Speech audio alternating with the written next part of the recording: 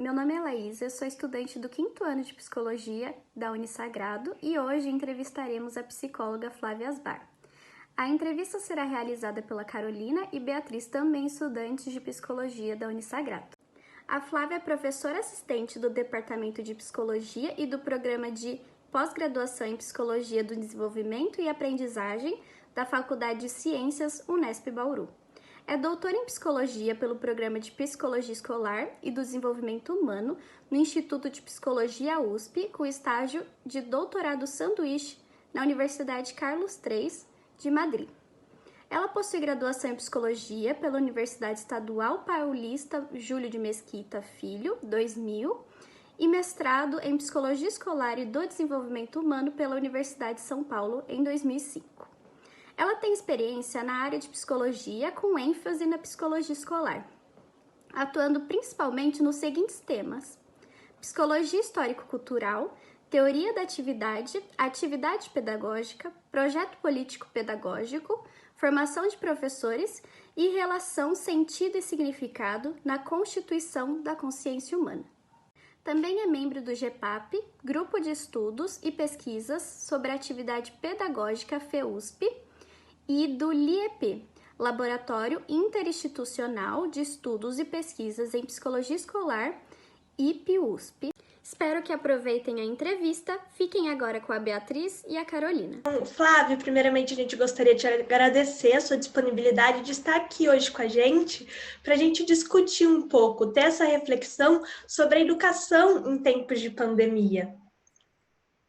Então, gostaríamos de começar a nossa entrevista. Queria que você contasse um pouco, de maneira geral, como está percebendo a educação nesse período de pandemia devido ao coronavírus Covid-19. Bom dia, Beatriz, Carolina. Primeiro, quero agradecer o convite para participar dessa entrevista, né? Sempre é importante a gente fazer esses intercâmbios, né, entre as graduações. Então, muito obrigada pela possibilidade. Eu tenho feito várias análises, né, pensando em educação em tempos de pandemia. Acho que um primeiro aspecto, né, a gente precisa analisar do ponto de vista nacional, né, é a ausência de uma diretriz unificada para pensar a educação nesse momento, né? A gente tem visto os municípios, estados e também as escolas particulares tendo formas muito diferenciadas de pensar a educação nesse momento. Então, a gente vê, né, escolas particulares que já têm plataformas online, já tinham antes, com monitoria, atendimento individualizado aos alunos, materiais apropriados para esse momento de educação remota. E, por outro lado, né, se a gente for pensar o sistema educacional do Estado de São Paulo, só como exemplo, uma porcentagem grande de estudantes nem entrou no aplicativo ainda, que é o aplicativo do Governo do Estado de São Paulo, da Secretaria de Educação. Então, acho que o primeiro aspecto que a gente precisa pensar, né, em termos de educação em tempos de pandemia, é que esse momento vai ampliar ainda mais a desigualdade educacional que a gente já tem. Né? Então, a gente vai ver crianças que estão tendo uma vida normal do ponto de vista dos estudos, né? Normal entre aspas, claro, mas que continuam tendo acesso aos conteúdos e aprendizagem, e uma parcela significativa da população, principalmente da população que está dentro das escolas públicas, né, completamente desassistida, inclusive, né, alguns municípios com estratégias muito precárias de continuar a educação, né? As famílias retiram folhas impressas na escola, as crianças fazem em casa sem nenhuma ajuda. Então, acho que esse é o primeiro aspecto a ser ressaltado, assim, né? Como a educação na pandemia vai ampliar a desigualdade educacional que a gente já tem. E acho que um documento importante para a gente entender por que né, essa desigualdade educacional continua como pilar é o parecer do Conselho Nacional de Educação, que foi do finalzinho de abril, começo de maio. Depois eu mando para vocês o número do parecer, vocês podem colocar como legenda, né? Legal. Que o parecer do Conselho Nacional de Educação é um documento bem importante, assim. O Ministério da Educação, né? Vocês viram que essa semana mudou o ministro da Educação, né? Mas o Ministério da Educação, né? Do ponto de vista federal, emitiu algumas portarias, né? Uma das portarias flexibilizando a quantidade de dias letivos, mas não a quantidade de horas, né? Então, as escolas elas têm que ter 200, flexibilizou que não precisa mais ter 200 dias letivos, mas continua obrigatório ter 800 horas, né, para a educação, para o ensino fundamental. Mas esse foi um dos poucos documentos que o Ministério da Educação emitiu, né, só essa flexibilização. Na sequência, no final de abril, né, mas depois foi promulgado no comecinho de maio, o Conselho Nacional de Educação emitiu um documento dizendo, né, reconhecendo que existe uma desigualdade educacional no Brasil, mas ao mesmo tempo dizendo que quando uma criança ela fica muito tempo afastada da educação escolar, isso causa um prejuízo para ela, isso a gente concorda, né? Uhum. E que daí teriam que ser criadas medidas de maneira que a criança continuasse a sendo beneficiada da educação escolar. Né? E daí, nesse documento, nesse parecer do Conselho Nacional de Educação, algumas estratégias, né? Aula pela TV, entrega de materiais, orientação aos pais, enfim.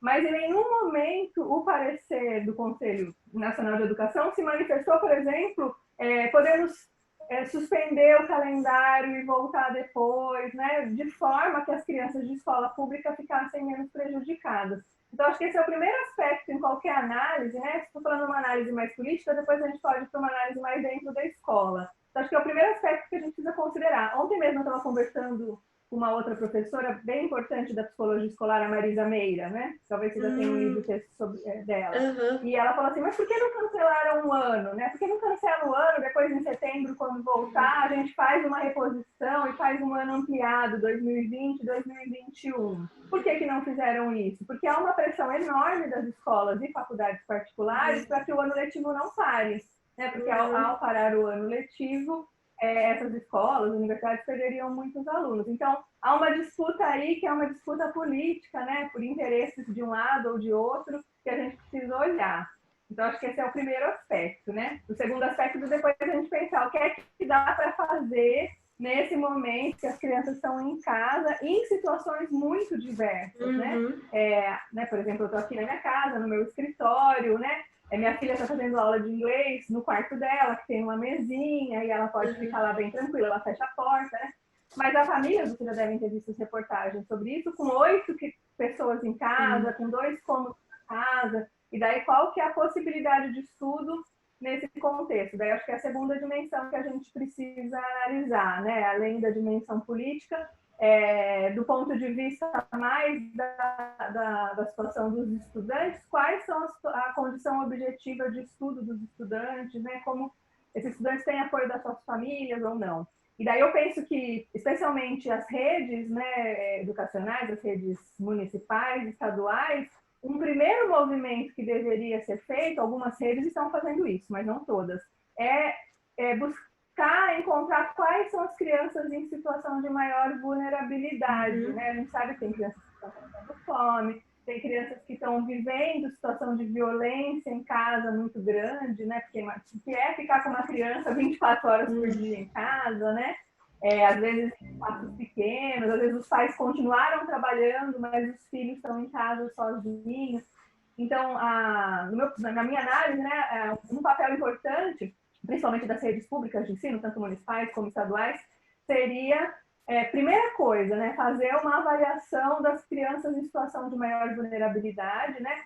As secretarias de assistência social estão trabalhando, então teria condições de fazer isso, né, de mapear quais são essas crianças, e daí fazer uma força-tarefa para acompanhar essas crianças, né, com visitas domiciliares, né, mesmo em tempos de pandemia, é possível com os cuidados sanitários, né, fazer algum tipo de acompanhamento, monitoramento dessas crianças em maior situação de vulnerabilidade. Acho que esse é o primeiro aspecto para a gente pensar, depois a gente pode entrar em questões pedagógicas mais específicas. Beleza, muito obrigada, Flávia. Então, a segunda pergunta, a gente queria, assim, entendendo a educação como um processo dialético, quais são os desafios, as mudanças principais que estão ocorrendo nesse momento atual? Eu acho que a escola, uma das principais mudanças é a escola pensar a sua função mesmo, né? Agora já entrando do ponto de vista mais pedagógico, né? Eu tenho visto muitas escolas manter a mesma lógica de funcionamento de antes da pandemia. Então, a escola tem que transmitir conteúdos, isso é inquestionável, né? A gente avalia que o papel da escola seja, de fato, garantir que as crianças tenham acesso ao conhecimento teórico, científico, histórico, filosófico, né? Isso acho que é inegociável, mas permanecer com essa mesma lógica nesse momento de pandemia é bastante complicado, assim. Então, acho que o primeiro aspecto é a possibilidade das escolas pensarem quais são os conteúdos essenciais, de forma geral, não só nesse momento de pandemia, mas agora nesse momento de pandemia de forma bem específica. Eu estava olhando numa das redes municipais que eu acompanho, né, em que as escolas mandam atividades para as crianças de forma impressa, né? E daí as famílias vão buscar ou imprimir em casa e é só essa atividade que as crianças têm que fazer, é preencher papéis, né, impressos. E daí, assim, os conteúdos que estão sendo usados hoje, né, os conteúdos que estão presentes nessas folhas impressas são os mesmos conteúdos como se a criança estivesse em aula, né? Então ela vai ter que aprender, por exemplo, sílaba tônica. Ok, né? Eu acho que sílaba tônica é um conteúdo importante no processo de alfabetização, no processo de apropriação da língua escrita. Mas aprender sílabas tônicas nesse momento, sem a ausência do professor, sem o compartilhamento com os colegas, né? No momento em que a criança tem várias incertezas sobre a vida, sobre o futuro, né? Me parece que não é um conteúdo efetivo, né? Talvez fosse mais interessante do ponto de vista dos conteúdos, de pensar conteúdos que ajudassem a criança a entender o mundo que ela vive hoje. Não estou falando que a escola precisa fazer conteúdo só sobre coronavírus, pandemia, né? As crianças também estão saturadas sobre esses assuntos. Mas assuntos, por exemplo, um diário sobre esse momento que ela está vivendo, em que ela também está aprendendo coisas novas no âmbito familiar. Por exemplo, no ensino médio, né, no momento que a gente está vivendo tantos episódios de fake news, notícias falsas, notícias que são difíceis de avaliar se é verdade, se é mentira, né? Poderiam ser pensados conteúdos de análise desses conteúdos, como analisar as mídias, né? Ou seja, várias estratégias para pensar conteúdos, né, que seriam essenciais fora da pandemia, mas que nesse momento são essenciais. Uma reflexão que eu tenho feito um pouco nas escolas que eu acompanho é quais são os conteúdos essenciais nesse momento que vão ser importantes para garantir minimamente que a criança tenha uma saúde mental, né?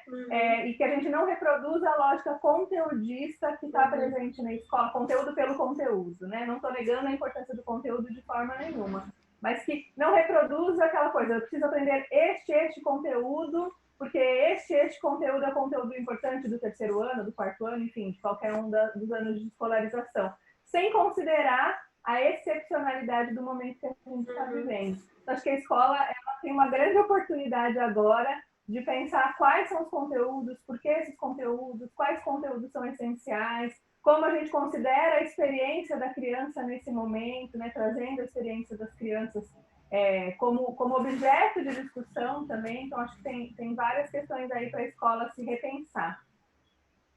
É o momento da escola fazer esse movimento, né? Que ela já vinha começando a fazer, né? Muito interessante. Sim. E outra coisa, assim, pensando aqui em Bauru, na rede municipal, né? Eu tenho acompanhado algumas escolas daqui, e as escolas têm feito um trabalho, as escolas por conta delas mesmas, como iniciativa própria, de fazer um movimento de aproximação com a comunidade. Então, de criar grupo de WhatsApp por turma, ampliar a comunicação por meio do Facebook, né, verificar quais são as famílias em situação de maior vulnerabilidade e auxiliar essas famílias. Por exemplo, uma das escolas que eu conversei, a coordenadora tinha indicado para algumas famílias onde elas poderiam ter acesso às cestas básicas, né, porque eram famílias que estavam em situação econômica muito vulnerável. Então, algumas escolas têm feito esse movimento, né? Vamos conversar mais com as famílias, vamos acompanhar mais essas famílias por intermédio, né, das redes sociais ou do WhatsApp ou de outras estratégias, né, que eu acho que é um legado importante pós-pandemia, né? Esse movimento de comunicação com a família, de aproximação com a família. Meus filhos estudam em escola particular, mas ontem a coordenadora me ligou. Olha, como tá? Tá tudo bem? Como é que tá seu filho? E é muito bacana receber um telefonema, uma mensagem, né? Como uma preocupação com a saúde da sua criança, né?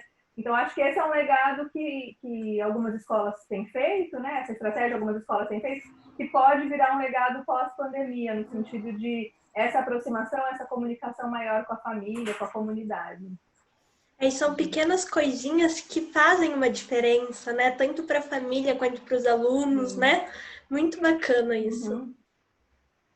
E eu penso também até enxergar esse momento como muitas vezes ele amplia as dificuldades que já existiam antes, né? Como você falou, claro que o conteúdo teórico é de extrema importância, né? Isso é inegável, mas também estudando a sua tese, eu li que você fala muito do conteúdo vivencial. Então, a importância desse conteúdo que já era necessário antes do momento de pandemia e agora também olhar para o conteúdo teórico, mas também para esse conteúdo vivencial, que acho que entra muito na sua fala, até mesmo para um apoio emocional, né, por meio de uma ligação, de uma mensagem, isso faz toda a diferença nesse momento, né?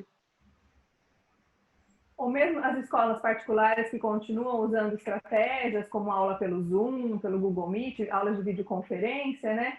Eu percebo que algumas escolas têm feito esse movimento, não, aula é conteúdo, a professora desliga o áudio de todo mundo, pede para desligar a câmera e o professor fica falando alguns minutos ou horas, às vezes, né? Como se o mundo estivesse normal, não está, eu acho isso um equívoco, continuar dando aula normalmente, sem considerar as crianças, mas eu tenho visto estratégias bem interessantes também, daí já mais nas escolas particulares, que tem toda essa questão tecnológica, né? De ter um momento para as crianças falarem delas mesmas, né? De ter um momento para as crianças apresentarem o que escreveram a partir de uma temática, criação de jogos online que sejam coletivos, né? Porque uma das coisas que eu percebo que as crianças mais estão sentindo falta é da interação com o colega, com um amigo, né? Minha filha já chorou algumas vezes, assim, é muito chato aprender sozinho, eu queria aprender com meus amigos na sala de aula, né? E é isso mesmo, né? Assim, quando a professora passou a criar estratégias de mais interação entre eles, né? Não deixar só o microfone desligado, mas olha, agora um fala para o outro, você apresenta o que você pesquisou, agora vamos fazer uma brincadeira junto, sei lá, uma brincadeira de força virtual, coisa simples, né? Um bingo virtual, coisa simples que as crianças sentiram minimamente que elas estavam numa sala de aula com os colegas. Isso faz toda a diferença, né? No sentido de que o professor, a professora está privilegiando esses momentos de interação, embora a interação virtual seja limitada. A gente sabe disso, né? Mas é possível criar mecanismos de interação entre as crianças, né? Principalmente nas escolas e redes em que essa possibilidade existe, né? Nas escolas públicas é mais complicado, porque uma parcela significativa das crianças não tem acesso à internet de forma constante, às vezes não tem computador em casa, né? Mas quando isso é possível, seria interessante criar momentos em que eles pudessem, os alunos pudessem se encontrar, pudessem se ver, ver que está tudo bem, né? Olha, meu colega está bem em casa. Acho que faz muita falta isso nesse momento, né? Sim. E é um movimento que acaba por auxiliar também o professor, né? Que vive esse momento também muito estressante, tem muitas vezes uma obrigação de passar um conteúdo e acaba necessitando também de ajuda. Então, acredito que esse movimento que você fala também é de grande contribuição para ele. O que entra também na nossa próxima pergunta, que é a partir desses desafios, de todas essas mudanças que todas as pessoas estão vivendo, como seria o papel do psicólogo escolar nesse sentido? Como ele poderia auxiliar os professores e também a direção, os pais, os alunos, a escola como um todo? É bem legal essa pergunta, assim, acho que é um desafio enorme a atuação do psicólogo escolar nesse momento, porque ele também vai estar atuando à distância, né? Então, eu tenho tido contato com algumas psicólogas escolares que continuam atuando. e acho que tem várias frentes de atuação. Uma das frentes é com os professores, como vocês falaram, né? Acho que os professores estão em sofrimento psíquico muito grande, né? Muitos professores e professoras que nunca precisaram lidar com essas ferramentas tecnológicas, hoje em dia eles são obrigados a virar youtuber, fazer exibições de vídeo, criar atividades diferenciadas, né? Num tempo muito curto, né? Então a gente vê professores adoecendo mesmo, e acho que o papel do psicólogo escolar seria fazer esse movimento de acompanhamento desses professores, de orientação a esses professores. Às vezes há um equívoco das escolas de exigir que os professores produzam conteúdos online, sendo que a gente já tem uma possibilidade enorme de conteúdos prontos na internet, né? Então, você exige que o professor vire um youtuber e ele poderia fazer uma explicação menor, né, numa gravação simples, que não exige edição, e se apropriar de vídeos que sejam domínio público, obviamente, né, mas que já estão presentes aí, né? A gente não precisa criar conteúdo novo de uma forma muito amadora, às vezes. Então, a gente vê professores, às vezes, se colocando em situação de ridículo mesmo, né? Porque não sabem operar, né? Aparece a casa do professor na aula, aparece o gato que pula no professor, né? Várias situações. Então, eu acho que, só para falar um pouco do sofrimento do professor também, que acho que é um tema importante nesse momento. Então, acho que um dos primeiros papéis do psicólogo escolar nesse momento seria esse acompanhamento, orientação do professor, fazendo esse movimento um pouco de tirar o peso que os professores estão sentindo nesse momento pela obrigatoriedade de dar aulas remotas. E muitos professores também, eles têm sentido falta dos alunos, né? Assim, muitos mesmo, né? Me incluo aqui. Acho que a coisa que a gente mais sente saudade nesse momento é dos alunos, né? E fazer um pouco esse movimento de fazer o professor se sentir parte de um coletivo, né? Que ele está ali, que ele está sendo acompanhado. Isso com os professores. Com as famílias, né? Acho que o psicólogo escolar tem um papel bem importante.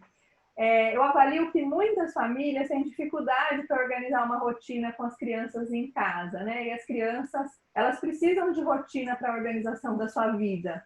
Então, o papel do psicólogo escolar é criar mecanismos para se reunir com esses pais, né? Orientar as famílias, no sentido de que essas famílias consigam estabelecer minimamente com as crianças rotina de estudo, rotina de sono, rotina de alimentação, né? É muito interessante esse momento, assim, que várias famílias que absolutamente não conviviam com seus filhos, porque trabalhavam o dia inteiro e a criança ficava na escola o dia inteiro, agora estão obrigadas a ficar com seus filhos 24 horas por dia, sem ter ferramentas para isso, né? Então, conversando com outros colegas da minha filha, com as outras famílias, né? Há crianças que estão dormindo 2 da manhã, sem horário para comer, né? Eu vejo na aula online do meu filho menor, 1 da tarde a aula, tem criança que está acordando esse horário, né?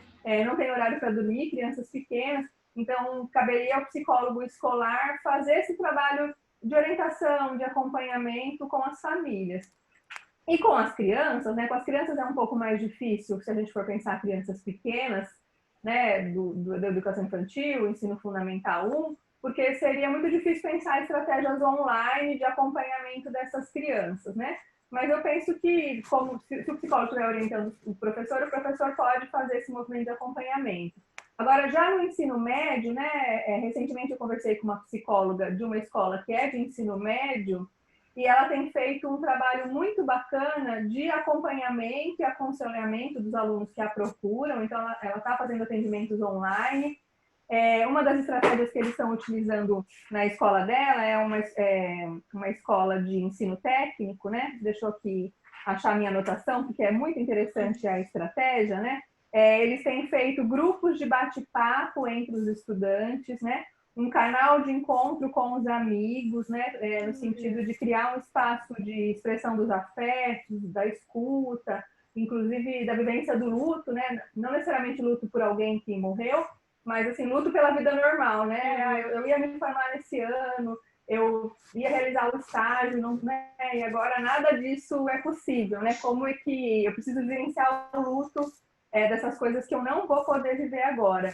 Então, eles têm feito um pouco esse trabalho que eu achei bem interessante, trabalhando principalmente no eixo da garantia da saúde mental dos estudantes. Então, acho que essas 3 dimensões são fundamentais, né? A atuação do psicólogo escolar com os professores, com as famílias e com as crianças, adolescentes, na medida do possível, né? Sem dúvidas.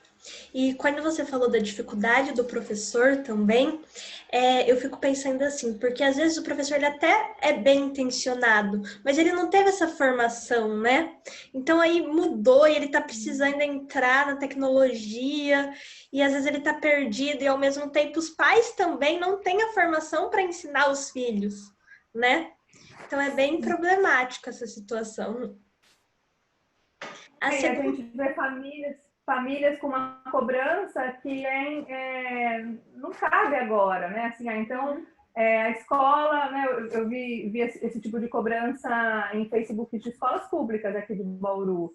A professora está lá em casa quietinha, sem fazer nada, enquanto sou eu que tenho que ensinar meu filho. Primeiro, né? Ninguém escolheu estar na situação, nem professoras, nem famílias, né? Então, não cabe a gente ficar culpabilizando um ao outro, né? A professora não está quietinha em casa, a professora está trabalhando às vezes mais do que ela trabalhava antes, porque ela tem que preparar a aula de uma outra maneira, ela tem que pensar que estratégias que ela vai utilizar, ela tem que elaborar materiais, agora sem os recursos da escola, com os recursos da casa dela mesmo, né, usando a internet da própria casa, né, usando os materiais que ela disponibiliza na própria casa, ou seja, né, ela está em condições de trabalho mais precárias, provavelmente, né?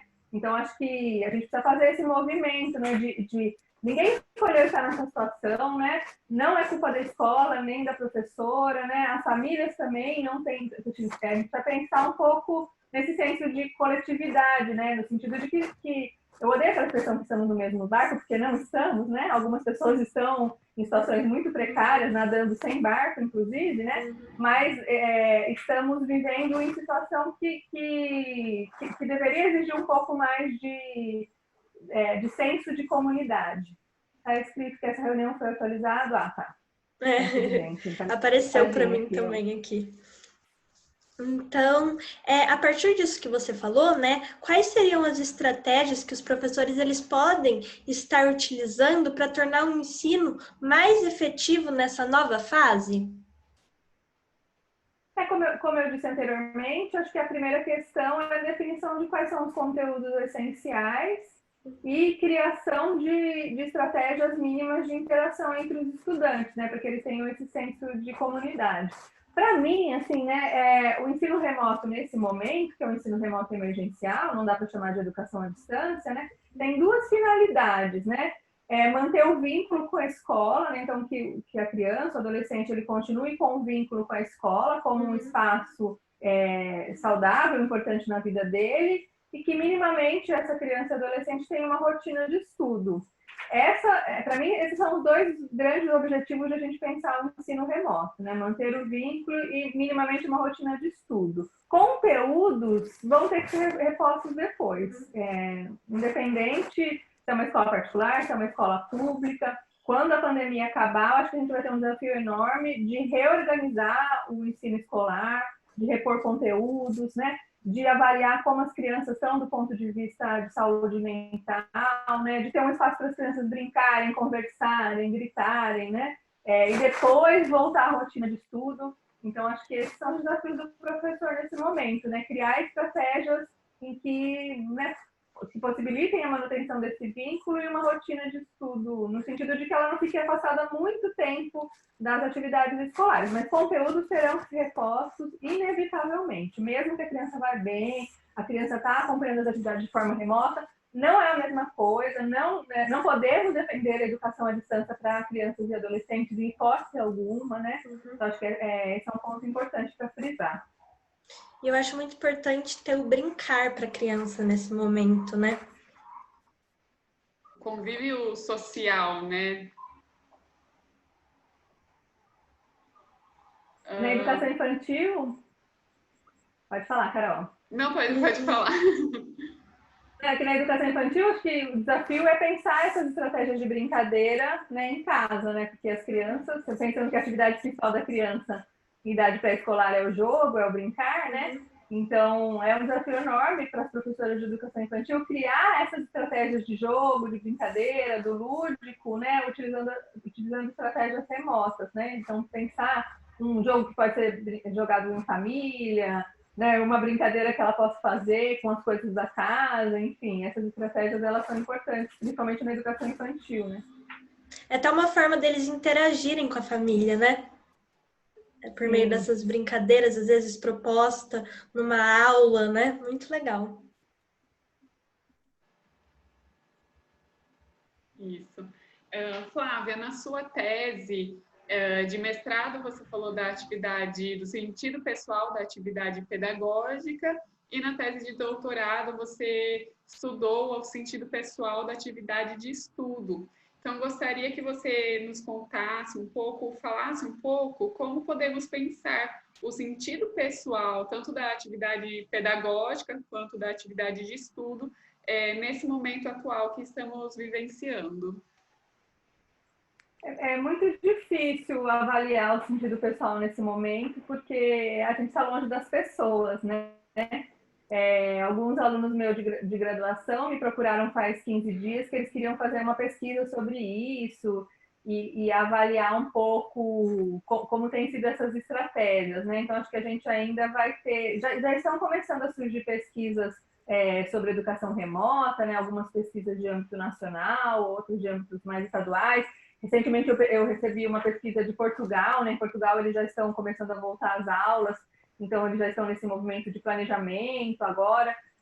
Então, é um tema ainda pouco estudado. Eu acho assim que um aspecto importante da pandemia é que o sentido da escola para a criança e para o professor vai ser reconfigurado, né?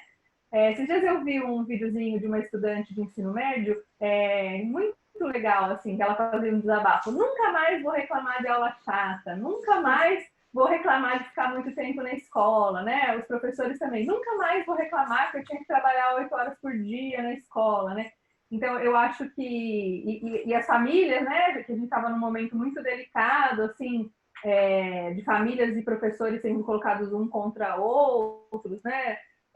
Nesse movimento de escola sem partido, enfim, né, que a gente nem precisa fazer essa análise, mas impossível uma escola que não se posiciona, né? Enfim, acho que várias famílias têm percebido a importância e o sentido da escola, né? Principalmente quando as famílias são obrigadas a ajudar os filhos e percebem o quanto é difícil essa tarefa, o quanto é difícil explicar um determinado conteúdo pedagógico para os seus filhos. Então, acho que essa pandemia vai reconfigurar um pouco o sentido da escola e do estudo, tanto para professores, como para crianças, né, como para as próprias famílias.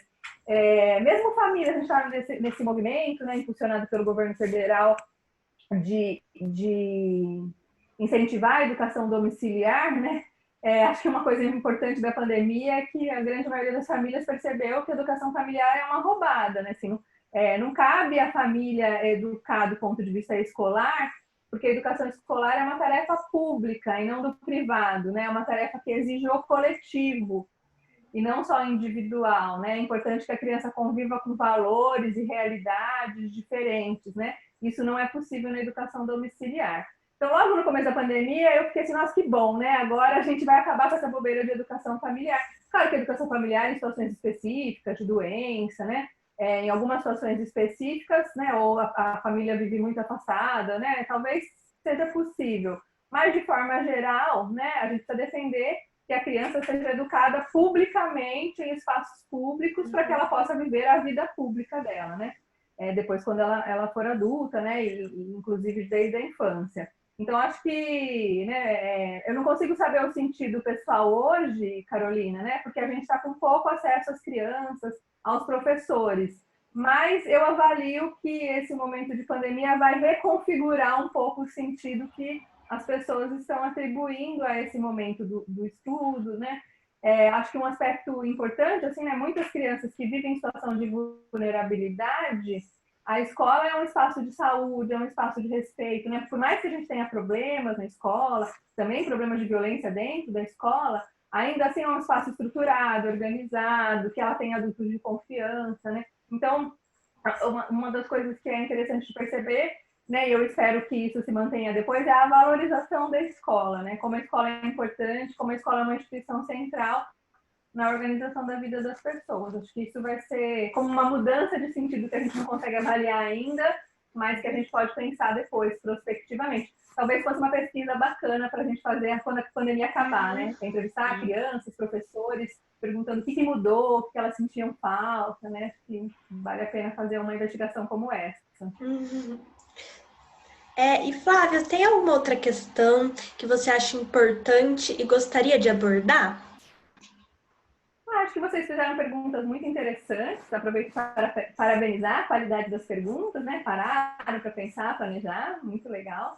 Acho que eu falei tudo, né? Acho que tem tudo que eu queria falar nesse momento, porque, né, como psicólogo escolar, mãe que está com as crianças em casa, professora de psicologia escolar, o tempo inteiro eu estou pensando nessas questões, né, de como pensar a educação nesse momento, né?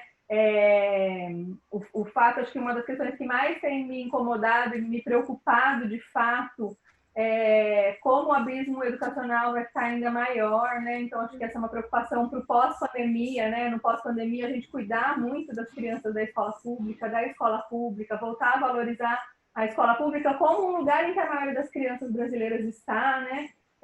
Então acho que, né, o tempo inteiro eu estou reformulando meus pensamentos nesse momento. Da pandemia. Então, depois, se eu tiver outras questões, eu volto a falar com vocês. Sim. E, Flávia, estamos chegando no momento final da nossa entrevista e me surgiu uma dúvida agora, uma questão para a gente conversar mesmo, porque o futuro é muito incerto, né? A gente nem sabe quando vai acabar essa pandemia, a quarentena, quando haverá de fato o retorno das aulas.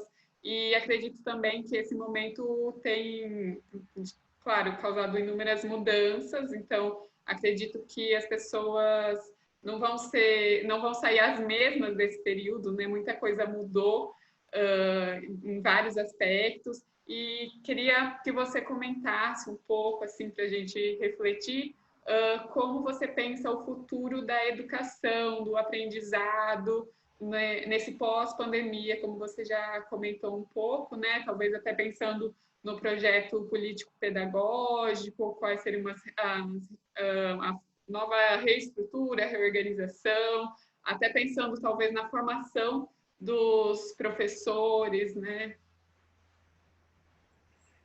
Acho que um desafio grande das escolas no pós-pandemia é pensar o acolhimento das crianças, como vai ser esse movimento de acolhimento, né? Quando elas voltarem para a escola.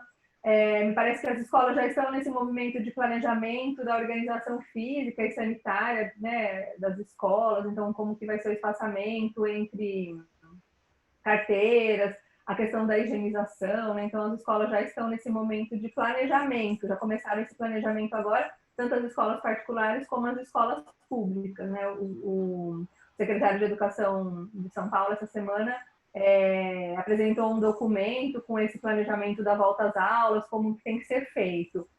Mas acho que o desafio maior, né, é pensar, né, acho que no momento em que a gente viveu quase morte, né, assim, uma situação de crescimento, pandemia, né, em que a gente vive situações que são situações limites, e que são situações limites para a humanidade, não só para um grupo de pessoas ou não, o desafio da escola e de todos nós é pensar o que é essencial nesse momento, né? O que é essencial em termos de conteúdo, que conteúdos que são conteúdos de fato humanizadores e possam produzir, né, possam produzir a relação do sujeito com o mundo, que seja uma relação mais saudável, ao mesmo tempo mais crítica. Então, se eu estivesse numa escola como diretora de escola, como coordenadora pedagógica, eu estaria, assim, muito fortemente pensando o que é essencial nesse momento, como a gente cria estratégias na escola, estratégias pedagógicas, né? Nessa relação entre conteúdo e forma, que sejam conteúdos mais humanizadores, né? Que trabalhem a perspectiva da solidariedade, do coletivo. Acho que uma das coisas que me assusta muito nesse momento de pandemia é como as pessoas têm uma concepção muito individualista de mundo, assim, né? Eu não estou em situação de risco, então eu posso ficar circulando por aí, eu não preciso a quarentena, né? E eu acho que a escola, como é um lugar em que a convivência coletiva é um dos pilares, a escola pode ser um dos lugares de construção de um olhar mais coletiva para o mundo, né? De pensar os espaços públicos como espaços para todos, coletivos, em que respeite o bem comum. Eu acho que esse é um desafio importante para a escola, né? Frente a esse cenário de como as pessoas têm se posicionado, né? E concepções individualistas muito complicadas, né? Acho que cabe à escola fortalecer essa ideia do coletivo, do bem público, né? Do olhar um para o outro. Isso é conteúdo escolar também, né? Conteúdo escolar é conteúdo da história, da filosofia, da ciência, mas história, filosofia e ciência.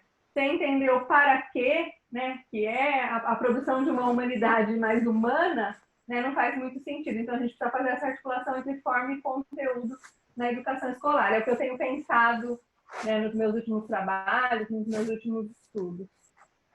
Sim. Então, Flávia, gostaria de agradecer mais uma vez a sua participação na nossa entrevista, ter aceitado o nosso convite e compartilhar o seu conhecimento, a sua experiência, nesse momento que todos nós precisamos, né, e ajudar a gente, estudantes, profissionais e toda a comunidade com o seu conhecimento. Foi uma honra receber você aqui, você que é um nome de referência para a gente. Gostaria até de ficar mais tempo, né, nessa entrevista, compartilhar mais reflexões, né? Então, quero te agradecer. Muito obrigada. Obrigada, Carolina, Beatriz. Adorei a entrevista, adorei a forma como vocês estruturaram as perguntas, né? Também ficaria mais tempo conversando. Muito obrigada por essa oportunidade.